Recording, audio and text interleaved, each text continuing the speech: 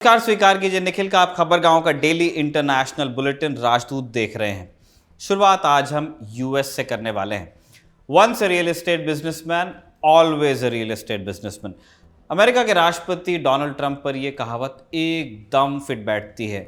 उन्हें गाजा पट्टी में रियल एस्टेट के लिए जमीन दिख रही है। वो फिलिस्तीनी लोगों को वहां से हटाकर महंगी महंगी इमारतें बनाना चाहते हैं। फिलिस्तीनी वहां से कहां जाएंगे, अब ये सवाल तो उठेगा ही। बकौल ट्रंप, उन्हें मिडिल ईस्ट के देशों को अपने यहां जगह देनी पड़ेगी।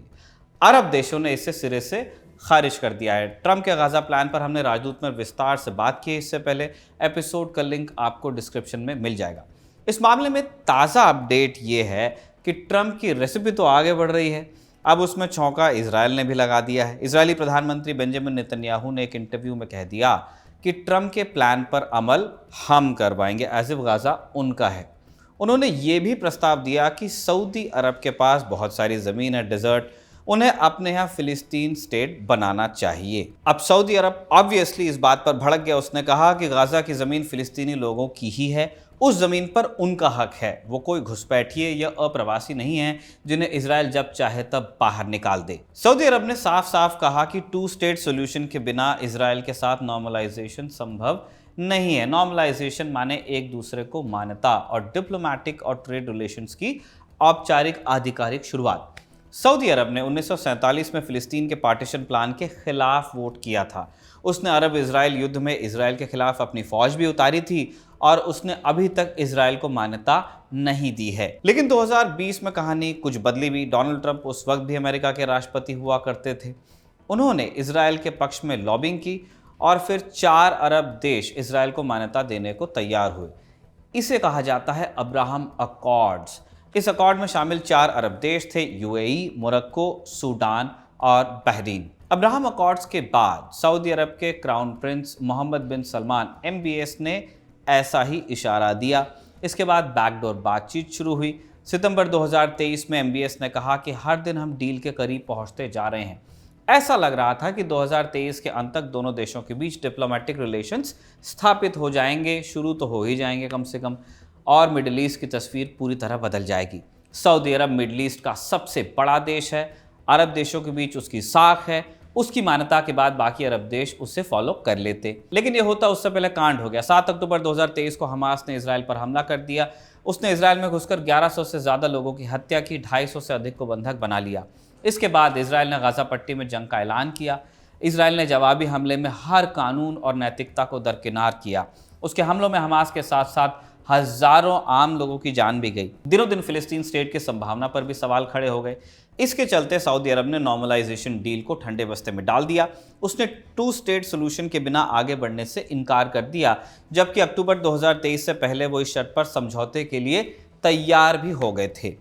हालिया घटनाक्रम के बाद दोनों देशों के रिश्तों में सुधार की गुंजाइश अब और कम हो गई है। गाजा का अध्याय हम यहीं पर रोकते हैं। अब दूसरी खबर की तरफ चलते हैं। भारत के प्रधानमंत्री नरेंद्र मोदी फ्रांस और अमेरिका के दौरे पर रवाना हो चुके हैं। फ्रांस में प्रधानमंत्री AI एक्शन समिट में हिस्सा लेने वाले हैं। वो फ्रांस के राष्ट्रपति इमैनुअल मैक्रों के साथ भी एक मुलाकात करेंगे। फ्रांस में 2 दिन बिताने के बाद प्रधानमंत्री का अमेरिका जाने का कार्यक्रम है। 13 फरवरी को उनकी मीटिंग उनके डियर फ्रेंड डोनाल्ड ट्रंप से होगी। ट्रंप 2.0 में PM मोदी का ये पहला अमेरिका दौरा है। हालांकि बतौर प्रधानमंत्री इससे पहले वो 9 दफ़ा अमेरिका जा चुके हैं। ट्रंप 2.0 को बमुश्किल 3 हफ्ते हुए हैं। इसी अवधि में ट्रंप ने अपने फैसलों से जितनी सुर्खियां बटोरी हैं, किसी अमेरिकी राष्ट्रपति को शायद ही ये सब नसीब हुआ हो। जिन डिसीजंस ने हिंदुस्तान को प्रभावित किया है उनमें अवैध प्रवासियों और टैरिफ जैसे मुद्दे हैं। 5 फरवरी को 104 अवैध भारतीय प्रवासियों को लेकर US मिलिट्री का एक प्लेन अमृतसर में उतर गया। पहली बार भारत में अवैध प्रवासियों को भेजने के लिए अमेरिका ने मिलिट्री प्लेन का इस्तेमाल किया। प्लेन से भेजे गए लोगों ने बताया कि उन्हें 40 घंटे तक चेन और हथकड़ी में बांध कर रखा गया। टॉयलेट जाने तक के लिए भी चेन नहीं खोली गई। जब यह खबर बाहर आई तो हंगामा हुआ। विपक्ष ने संसद में मुद्दा उठाया। फिर विदेश मंत्री डॉक्टर S जयशंकर संसद में बयान देने आए। उन्होंने कहा कि चेन में बांधकर भेजना अमेरिका की पॉलिसी रही है और इसमें कुछ भी नया नहीं है। ये पहले भी होता रहा है, लेकिन हम US से बात करेंगे कि डिग्निटी का ध्यान रखा जाए। डॉक्टर जयशंकर का जोर गड़बड़ी स्वीकार करने से ज्यादा सफाई देने पर रहा, ये बताने पर रहा कि यही पॉलिसी है। इसलिए बहुत कम उम्मीद है कि मोदी ट्रंप बातचीत में इस पर बहुत गंभीरता से बात हो जो सलूक हुआ है हिंदुस्तानियों के साथ। दूसरा मुद्दा टैरिफ का है, इस पर बात हो सकती है। 20 जनवरी को शपथ लेने के बाद ट्रंप ने ऐसे देशों पर टैरिफ लगाना शुरू किया जिनके साथ अमेरिका का ट्रेड डेफिसिट है। डेफिसिट यानी व्यापार घाटे की बात हो रही है। ये स्थिति तब आती है जब कोई देश गुड्स एंड सर्विसेज बेचने की बजाय खरीद ज्यादा रहा हो। अमेरिका, चीन, मेक्सिको, कनाडा और भारत जैसे देशों के साथ ट्रेड डेफिसिट में चल रहा है। हिंदुस्तान के साथ लगभग 41 बिलियन डॉलर यानी 3.5 लाख करोड़ का ट्रेड डेफिसिट है। ट्रंप का कहना है कि इससे हमारे बिजनेस को नुकसान पहुंच रहा है और हमारे लोगों की नौकरियां खतरे में पड़ रही हैं। 1 फरवरी को ट्रंप सरकार ने टैरिफ्स की पहली किस्त का ऐलान किया। इसमें चीन, मेक्सिको और कनाडा का नाम था। मेक्सिको और कनाडा ने बाद में ट्रंप से बात की, उन्हें 1 महीने की मोहलत अब मिल गई, लेकिन चीन पर लगा एक्स्ट्रा टैरिफ बरकरार है। उसने बात नहीं की बल्कि जवाबी कार्रवाई करते हुए अमेरिकन प्रोडक्ट्स पर टैरिफ लगा दिया। भारत ट्रंप के टैरिफ वॉर से अभी तक तो बचा हुआ है, लेकिन 27 जनवरी को प्रधानमंत्री मोदी के साथ फोन कॉल में ही ट्रंप ने हिंट दे दी थी। कहा था कि ट्रेड इम्बैलेंस खत्म करने के लिए हिंदुस्तान को अमेरिका से और हथियार खरीदने की जरूरत है। हिंदुस्तान ने इस पर सीधे सीधे कोई जवाब नहीं दिया है, लेकिन उसने अमेरिकी प्रोडक्ट्स पर टैरिफ कम करना शुरू कर दिया है और इसकी झलक 2025 के बजट में भी दिखी, जिसमें औसत टैरिफ को 13% से घटाकर 11% कर दिया गया। न्यूज़ एजेंसी रॉयटर्स के मुताबिक भारत कुछ और अमेरिकन प्रोडक्ट्स पर टैरिफ घटाने के बारे में ऑलरेडी अब सोच रहा है, लेकिन उससे पहले ट्रंप सरकार ने स्टील और एल्यूमिनियम इंपोर्ट पर 25% टैरिफ लगाने की बात कह दी है। हिंदुस्तान अमेरिका में तकरीबन $1.5 बिलियन का एक्सपोर्ट करता है, इसलिए उससे ज़्यादा फर्क नहीं पड़ेगा। लेकिन जब दूसरे देश अमेरिका के खिलाफ जवाबी टैरिफ लगाएंगे, तब भारत को अपने प्रोडक्ट्स बेचने में मुश्किल आ सकती है। आप मार्केट्स में जिस तरह की भगदड़ देख रहे हैं, वो इसका भी एक कारण है। इस आशंका का असर भारत की मेटल इंडस्ट्री पर दिख रहा है। 10 फरवरी को मेटल कंपनीज के शेयर में 3% तक की गिरावट देखने को मिली। इससे पहले भी ट्रंप के फैसलों ने बाजार में काफ़ी हलचल मचाई थी। आप अपना पोर्टफोलियो चेक करके बताइए कितना नुकसान हुआ। इसलिए प्रधानमंत्री के दौरे में सबसे ज़्यादा जोर टैरिफ पर होगा। जानकारों की अगर हम मान लें तो प्रधानमंत्री भारत को रियायत दिलाने के लिए कोई डील ऑफर कर सकते हैं, लेकिन इसकी उम्मीद नहीं की जानी चाहिए कि ट्रंप अपने स्टैंड से पीछे हट जाएंगे, क्योंकि उनकी पूरी पॉलिटिक्स ही इस अग्रेशन पर टिकी हुई है। प्राइम मिनिस्टर के दौरे पर अवैध प्रवासियों और टैरिफ्स के अलावा H-1B वीज़ा, इंडो पैसिफिक और सप्लाई चेन जैसे मुद्दों पर चर्चा की उम्मीद है। इस दौरे से जुड़े अपडेट्स आपको खबरगांव पर लगातार देखने को मिलेंगे, ये हमारा आपसे वादा है। अब हम बढ़ रहे हैं दिन की तीसरी खबर की ओर।